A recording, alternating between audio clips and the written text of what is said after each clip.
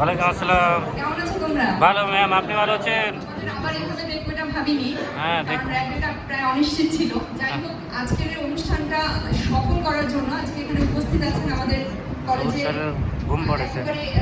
প্রশাসনের সর্ববৃহৎ পদে আছেন প্রফেসর কার্তিক চন্দ্র স্যার, প্রিন্সিপাল স্যার আছেন, আমাদের সবার বিভাগীয় প্রধান sir professor Saiful Islam sir, আরও আমাদের সকল সহকর্মীরা উপস্থিত আছেন। এবং তোমাদের দেখে আমি ভাবছি যে আসলে আজকের দিনটা এরকম, উপদেশ ভালো লাগে না, কিন্তু আমরা সবাই আসলে কি করবো, টিচার মানি একটা উপদেশের ঝুলি, সবাই শুধু উপদেশ দিবে।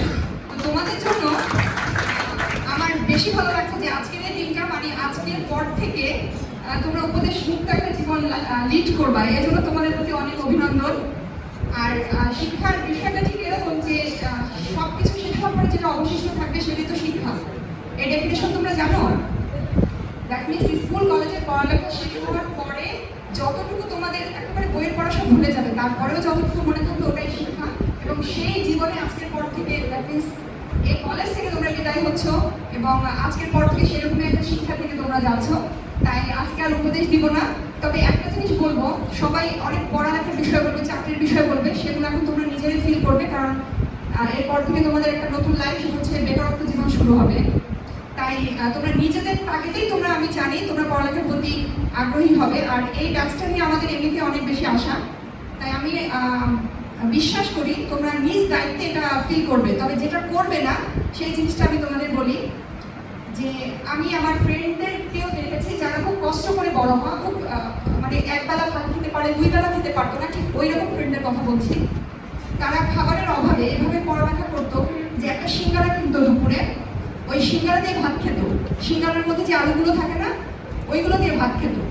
তো এই ব্যাপারগুলো আমরা ফিল করতাম যে আমাদের ফ্রেন্ডরা এরকমভাবে পড়ালেখা করছে। আজকে তারা ক্যাডার থেকে শুরু করে অনেক বড় বড় পর্যায়ে আছে, কিন্তু সেই সাথে সাথে আরেকটা জিনিসও তাদের সাথে আছে, সেটা হচ্ছে অসুখ। তাই আমি তোমাদের কাছে আশা করবো, সিঙ্গারা দিয়ে ভাতটা না খেয়ে যদি সেই পর্যায়ে যাও, অন্তত সিঙ্গারার দাম 5 টাকা হলে একটা গাজরের দাম 5 টাকা না হলে সর্বোচ্চ 6 টাকা হবে।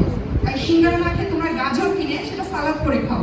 এটা আমার একটা অনুরোধ থাকবে যে খাবারের দিকটা, মানে আমি গাজর বলছি বলে তোমাদের গাজর খেতে হবে এইটা না, আমি বলছি খাবারের দিকটায় খুবই সচেতন হবা। একটা সময় তোমরা জীবনের সর্বোচ্চ পর্যায়ে যাবা, কিন্তু সাথে তোমাদের রোগও থাকবে, তখন অনেক টাকা থাকবে কিন্তু খাওয়ার কোনো ব্যবস্থা থাকবে না।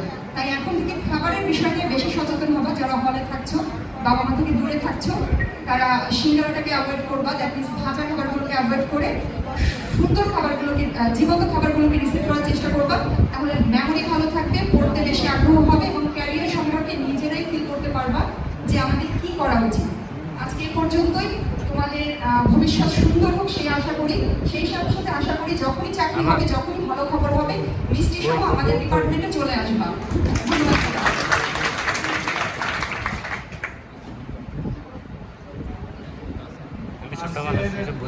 অনুষ্ঠানটা যেটা আয়োজিত হচ্ছে, এটা আয়োজনের পিছনে